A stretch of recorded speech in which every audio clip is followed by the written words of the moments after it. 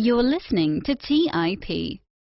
On today's show, we're going to be talking about one of the most controversial billionaires in the world, Mr. Mark Zuckerberg.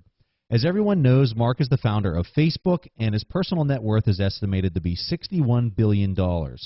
As Facebook continues to have its challenges with the public perception, the platform continues to generate significant cash flow. And on today's show, we cover some of the most interesting questions and answers that Mark has fielded lately. So, without further delay, here's our discussion on billionaire Mark Zuckerberg.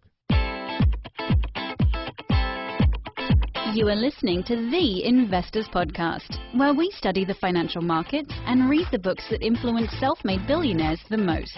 We keep you informed and prepared for the unexpected.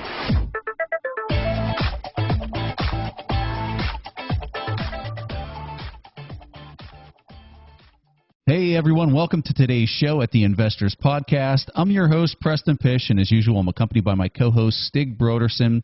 Like we said in the introduction, we're going to be covering the thoughts and ideas of Mr. Mark Zuckerberg today. So without further delay, we're going to cover the first question. And the first question that Mark was asked, what was the hardest part in the early years of Facebook? And this was Mark's response. One of the hardest parts for me was actually when Yahoo offered to buy the company for a lot of money. Because up until that point, that was this turning point in the company where before that, every day we'd just come in and kind of do what we thought was the right next thing to do, right? We'd open to more schools, we opened beyond schools and launched more photos because that's what it seemed like the next thing that we needed to do to help people express themselves and understand more what was going on around them. But then Yahoo came in with this really meaningful offer, $1 billion.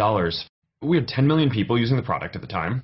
It wasn't as if it were obvious that we were going to succeed far beyond that. And that was the first point where we really had to look at the future and say, wow, is what we're going to build going to actually be so much more meaningful for this? And, that caused a lot of interesting conversations in the company and with our investors. And, at the end of that, Dustin and I just decided, no, we think that we can actually go connect more than just the 10 million people who are in schools. We can go beyond that and have this really be a successful thing.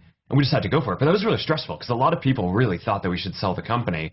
So for a lot of the folks who joined early on, they weren't really aligned with me, right? For them, they joined, and being able to sell a company for $1 billion after a couple of years was like a home run. And it is a home run, right? And that's, I get that. I think that the fact that I didn't communicate very well about what we were trying to do caused this huge tension. And the part that was painful wasn't turning down the offer. It was the fact that after that, huge amounts of the company quit because they didn't believe in what we were doing. This is a really interesting exchange, and while he was saying that, I kept thinking